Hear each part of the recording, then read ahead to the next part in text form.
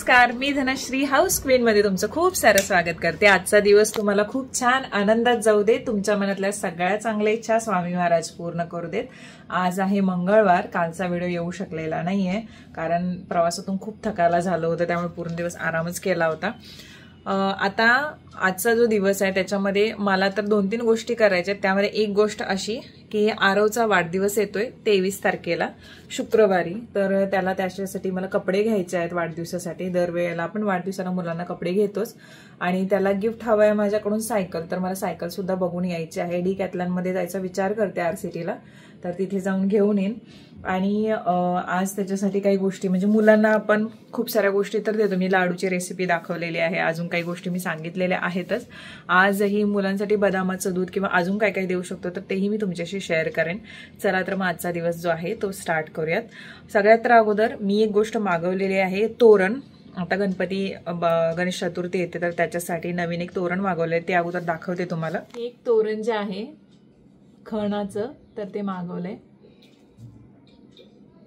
मस्त असं फ्रेग्रन्स आहेत रोल ऑन। एक आहे हे रोज मस्क मध्ये आहे 300चं, हे आहे सोनचाफा 250चं आणि हे केसरचं आहे 300चं। रांगोळीचे साचे जिच्याकडून मी लास्ट टाइमला मागवले होते, तिच्याकडे ह्या काही गोष्टी होत्या, मी तिच्या पेजवरती बघितलेल्या, तर ह्या मागवलेल्या आहेत। सोनचाफ्याचा फ्रेग्रन्स एवढा छान आहे ना, खूप मस्त आहे। घरातलं सगळं आवरून आरवला सोडून आले स्कूलला आणि त्याच्यानंतर परत येऊन बाकीचं म्हणजे भाजी वगैरे काही गोष्टी करायच्या होत्या निवडून वगैरे, तर ते ठेवून परत मी निघाले आरसीटीला आरवसाठी कपडे घ्यायला। जाताना सुद्धा टेन्शन आलेलंच होतं। सचिननी मला जाताना निघताना फोन केला, तिथं पोहोचलीस म्हणून काय फोन केला, कधी तसे फोन करत नाहीत, पण ह्यावेळी त्यांचं पण थोडंसं असं टेन्शन जाणवत होतं। आरवसाठी ड्रेस तर घेऊन आले, एक जीन्स, त्याला तो बोलला होता की दुसरं काय नको, मी शर्ट जीन्स घेऊन ये आणि एक्स्ट्रा त्याला हुडीवाला असं एक टी शर्ट, हे पण आवडतं। काय बोलतात त्याला, ते मुलांचं काय काय, मुलींचे भरपूर प्रकार माहिती कारण मुलांचेच माहित नाही। आता त्याच्यासाठी काही नाही तर करून ठेवावं लागतं मला, कधी कधी चटपटीत काहीतरी लागतं, नाहीतर मग ते बनाना केक मी तुम्हाला दाखवलेलं ते तरी असतात घरात। आता त्याला मिल्क जे आपलं बदाम मिल्क असतं, बदामाचं दूध, तर ते तयार करणार आहे आणि नट मिल्क मेकरमध्ये तयार करणार आहे, तर ते एक करून दाखवते तुम्हाला। मुलांसाठी ते खूप चांगलं, आणि दूध हे जे आहेत बदामचे आहेत, इथे मी भिजत टाकलेत बदाम सकाळीच, बाबांना पण द्यायचं आहे आणि आरवला पण द्यायचं आहे, दोघांसाठीही करायचं म्हणून थांबले। आता ते पटकन करून घेते। दूध पण मी इन्स्टामार्टवरून मागवलं, ते एक बरं पडतं, मी येताना दूध विसरून आले त्यामुळे इन्स्टामार्टवरून मागवलं, म्युस्ली आणि दूध हे दोन्ही पण मागवले। आता काढते पटपट आणि आवरते। हे अगारोचं रेजन्सी नट मिल्क मेकर आहे। आता यामध्ये तुम्ही बघता याची बॉडी कशी अगदी हँडी आहे। यामध्ये कॅपॅसिटी जी आहे ती दिलेली आहे तुम्हाला मॅक्स आणि मिनीपर्यंत। स्टेनलेस स्टील ब्लेड आहेत 6 इथे। त्यानंतर ऑपरेशन पॅनल तुम्ही बघताय, लीड पॅनल आहे। इथे तुम्हाला फंक्शन कॅन्सलचं हे प्रीसेट टाईम आहे, soy milk, juice, water, nut milk, सिरस आणि क्लीनचं ऑप्शन इथे दिलेलं आहे। तुम्हाला मी पुढे सांगेन की कसं हे ऑपरेट होतं। मलाही इतकं आवडतं, खूप काम सोपं होतं कारण सचिनना खूप साऱ्या गोष्टी हव्या असतात ज्यूसमध्ये किंवा ओट्समध्ये, तर ते मला हे त्याच्यातून देता येतं। ही केबल आहे त्याच्यासोबत आलेली। त्यानंतर हा मेजरिंग कप आहे, 600 ml ची कपॅसिटी आहे याची, पॉवर व्होल्टेज 600 वॅट आहे। आता मी पहिल्यांदा पाणी गरम करते, मिनिमम किंवा मॅक्झिमम कपॅसिटीपर्यंत तुम्ही पाणी ॲड करू शकता। त्यानंतर इथे फंक्शन सिलेक्ट करायचं आहे वॉटरचं, आणि इथे जे आहे ना टायमिंग आपोआप येतं, म्हणजे आपल्याला सेट करावं लागत नाही, किती टाईममध्ये ते होईल ते दिसतं। 8 मिनिटामध्ये प्रॉपर पाणी जे आहे ते बॉईल करून आलेलं आहे, ते तुम्ही बघता आहात। त्यानंतर यामध्ये मी बदामाचं दूध तयार करते। बदाम मगाशी मी तुम्हाला दाखवलं ते टाकलेलं आहे, मिनिमम कपॅसिटीपर्यंत मी पाणी टाकलेलं आहे याच्यामध्ये। त्यानंतर मी ऑप्शन सिलेक्ट करणार आहे नट मिल्क मेकरचा, इथे बघताय मिनिमम कपॅसिटीपेक्षा सुद्धा थोडंसं टाकलं आहे। नट मिल्क मेकरचा ऑप्शन सिलेक्ट केल्यानंतर टायमिंग आलेला आहे 15 मिनिट्स, तर तेवढ्या 15 मिनिटामध्ये ते आता होऊन जाणार। आणि होताना कसं एंडिंग झाल्यानंतर बीपचा साऊंड येतो आणि कंटिन्युअसली पॅनलवरती असं फिरत राहतं। मी चाळणीने गाळून घेत आहे, तुम्ही नाही घेतलं तरी काही इश्यू नाही। आता हे बदामाचं दूध तयार झालेलं आहे, हे आरव किंवा सचिन दोघांपैकी कोणीही पितील, त्यांना हे जास्त आवडतं। आणि आरोचं वाढतं वय आहे त्याच्यामुळे मला हे बरं वाटतं त्याला द्यायला. त्यानंतर हे क्लिनिंग करताना सुद्धा खूप सोपं आहे. आता इलेक्ट्रॉनिक वस्तू आहे म्हटल्यानंतर जर जास्त तेलकट झालं असेल तर पाणी मिनिमम कपॅसिटीमध्ये टाकून एकच ड्रॉप फक्त डिटर्जंटचा टाकायचं आणि क्लीनचं ऑप्शन सिलेक्ट करायचं. पटकन क्लीन होऊन जातं. आणि इथे तुम्ही बघताय बेस जो आहे तो क्लीन झालेला आहे. पाणी ओतून टाकायचं आणि एक डॅम्प क्लोथ्सने वगैरे व्यवस्थित पुसून घ्यायचं ही बॉडी, कारण इथे इलेक्ट्रॉनिक वस्तू असल्यामुळे प्रॉब्लेम येऊ शकतो जर तुम्ही पूर्ण पाण्यामध्ये बुडवला तर. स्पॉन्जने वगैरे क्लीन करू शकता. हा एक ब्रशसुद्धा त्याच्यासोबत येतो. आता मी यामध्ये ज्यूस करते. मी सफरचंदाचे काप टाकलेले आहेत. परत पाणी मी त्याच्यामध्ये ॲड केलेलं आहे आणि ज्यूसचा जो ऑप्शन आहे तर तो मी सिलेक्ट करते. ज्यूसचा ऑप्शन सिलेक्ट केल्यानंतर टायमिंग तिथे आपोआपच दिसतं. खूप सोपं आहे, हँडी आहे, कुठेही तुम्ही घेऊन जाऊ शकता. आता याप्रमाणे कोणतेही ज्यूस तुम्ही यामध्ये तयार करू शकता. आता हा सफरचंदाचा ज्यूस मी तयार केलेला आहे बाबांसाठी. त्यामुळे खूप प्रकारचे ज्यूस, विगन मिल्क किंवा विगन जे हे बाकीच्या गोष्टी तर त्या तुम्ही तयार करू शकता. ते सोय मिल्क मी तयार करणार आहे जे की खूप महाग मिळतं बाजारामध्ये. सचिन जिम वगैरे करतात तर त्यांच्यासाठी हे फायदेशीर ठरतं. त्यामुळे मी सोय मिल्क करण्यासाठी ऑप्शन सिलेक्ट केला आहे. 28 मिनिट्स लागणार आहेत तर ते मी तयार करून फ्रीजमध्ये ठेवून देते. आता यासारखं तुम्ही कोकोनट मिल्क तयार करू शकता. म्हणजे खूप साऱ्या गोष्टी ऑप्शन आहेत तुमच्याकडे करण्यासारख्या आणि अतिशय उपयुक्त आहे ही नट मिल्क मेकर जे आहे ते. तर याचे डिटेल्स मी देईन तुम्हाला, चेकआउट करायला विसरू नका. आता हे मी ठेवून देते आणि आपला पुढचा व्लॉग जो आहे तो कंटिन्यू करते. आता साठी तर आता ते करून ठेवलेलं आहे सोया मिल्क आणि बदाम वगैरे ते आरवणे पिलेला आहे. बाबांनी ज्यूस पिलेला आहे. दररोज आता काही ना काहीतरी अशा घटना घडत आहेत ना, म्हणजे ह्या 15 दिवसातच आपण एवढ्या घटना बघितल्यात आणि इतक्या घाणेरड्या त्या होत्या. लहान मुलगी, त्यानंतर ती डॉक्टर, तिकडे ती मुलगी, काय रे देवा, असं म्हणजे विचार करताना सुद्धा चीड येते. आणि असं आपल्याला प्रत्येकालाच वाटत असेल की ही जर माणसं आपल्या समोर असतील ना तर आपण उभं जाळू त्यांना, एवढा पण राग येतोय प्रत्येकाला.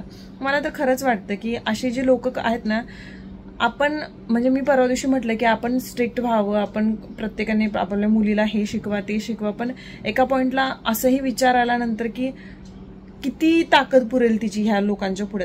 कायदाच एवढा कडक झाला पाहिजे ते ह्या बाबतीमध्ये की अशा आरोपींना गुन्हेगार घोषित झाल्यानंतर लगेच फाशीचीच शिक्षा, म्हणजे अगदी लवकरच. नाही तर ते जर होत नसेल ना तर एक डायरेक्ट जी लोक आहेत ना त्यांच्या पुढ्यात द्यावं. लोक काय करायचं तो न्याय करतील, कारण लोक जो संताप असतो ना तो बरोबर व्यक्त केला जातो. आणि अशा व्यक्तींना माफी नाही कुठल्याच गोष्टीची, म्हणजे कायद्यामध्ये कुठलीच पळवाट त्यांना मिळू नये, एवढी भयंकर शिक्षा व्हावी.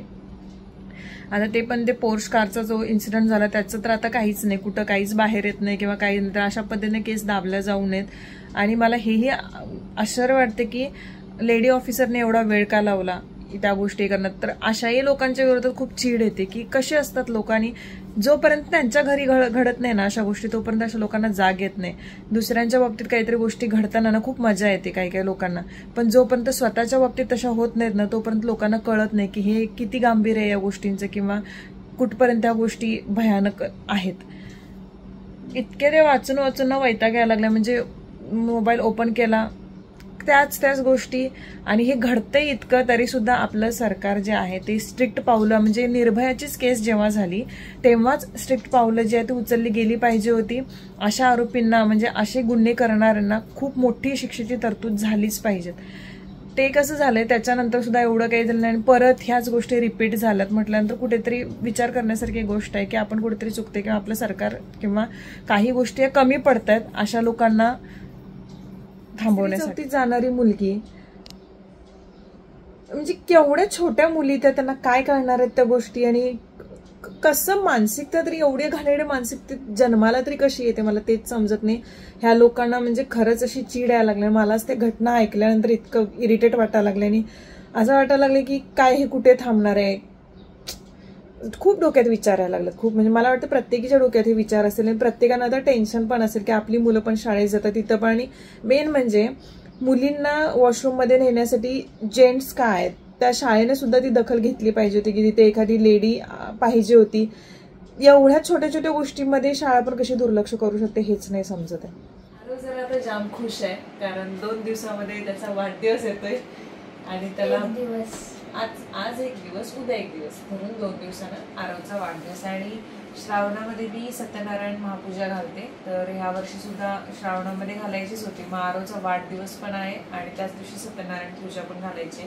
काल ताई आणि त्यांनी येऊन गेल्या होत्या संध्याकाळी, मग त्यांनाही सांगितलं की या म्हणून. मग त्याही येते सकाळी, किंवा तन्वीचं कॉलेज करून किंवा त्यांना म्हटलंय की तुम्ही लवकरच या म्हणून ताईनं येतो म्हटलं. तर आरवला हा ड्रेस आणलाय, त्यानं मगाशी ओझरता बघितला होता ड्रेस, पण त्याला आवडतोय.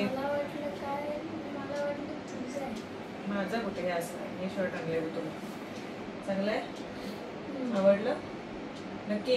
काय बदलायचं?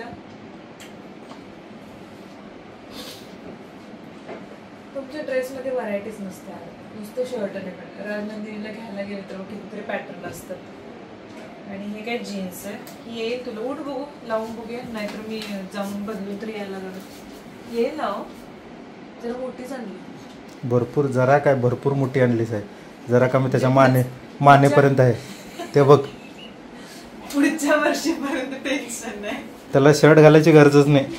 नाही, हे फोल्ड करायचं तोपर्यंत. पुढच्या वर्षी पण देते की आरामात जीन्स है ना. आणि हे वाले तुला असं एक चांगलं दिसतंय काय बघ, अशा काहीतरी घेऊन येऊया. नाहीतर गरम तुला फार होते. मापाचं आहे का तुझं? ट्राय करून बघू घे. ते टी शर्ट काढ अंगात. काय हाय ना कम्फर्टेबल. मला पण पाहिजे असं एक. तुम्हाला पण पाहिजे. आम्ही हे करणार काय ते, काय करणार, दोघे घालणार असे एकत्र. आलंय ना बरोबर. काढा नको ते कात्रीने. हे धुवून एकदा पाण्यात एकदा काढायला पाहिजे. दुसरं शर्ट घालायचं तुझं पहिल्याचं जे आहे. एक असं झालंय की क्लास पण, म्हणजे ड्रॉइंगचा क्लास पण, त्याच्यानंतर त्याचं ट्युशन असतं, स्कूल असते. त्याला ड्रॉइंग आवडतं म्हणून मी ड्रॉइंगचा क्लास लावला त्याचा. आणि दुसरी गोष्ट अशी की त्याचं एक संस्कृत कथाकथन स्पर्धा पण आहे, तर त्याची तयारी सुद्धा मी करून घेते आता. कारण शाळेतून त्यांची ती स्पर्धा आहे. 5वीच्या मुलांची झाली काय रे, की पहिलीच्या मुलांच्या अगोदर झाली स्पर्धा? त्या मुलाचं कुणाला बक्षीस मिळालं ना? ते बुद्धिबळ मध्ये मिळालं नाही रे, संस्कृत ग्रुप वरती टाकलेला. अरे बुद्धिबळ मध्ये पण मिळालेल्याचं टाकतं, फर्स्ट रँक आला म्हणून. ते एक आहे. आणि प्लस अभिनय कार्यशाळा जी सुरू आहे दर रविवारी, त्याची तर त्यांचा सांगता समारंभ 25ला आहे ना, 25 तारखेला आहे. म्हणजे 3 ग्रुप केलेले ना आरो तुमचे, 3 शॉर्ट फिल्म बसवल्या. तर त्यातल्या 3 ते शॉर्ट फिल्म वगैरे त्या दिवशी बहुतेक दाखवणार. पेरेंट्सना सगळ्यांना बोलवलेलं आहे 25ला, तर ते पण होणार. त्यामुळे मी पण फुल बिझी याच्या पाठीमागे, कारण माझं पण काम, घरातलं पण काम आणि ह्याचं पण सगळं. त्यात परीक्षा पण याच्या होऊन गेल्या, त्यामुळे पुरती अशी काय म्हणतात तुला, आता जरा थोडंसं शांत वाटायला लागले सगळं. तर हे असं आहे. चला तर मग आजचा व्हिडिओ जो आहे तो इथेच संपतो. उद्या आपण भेटूया. तोपर्यंत बाय बाय.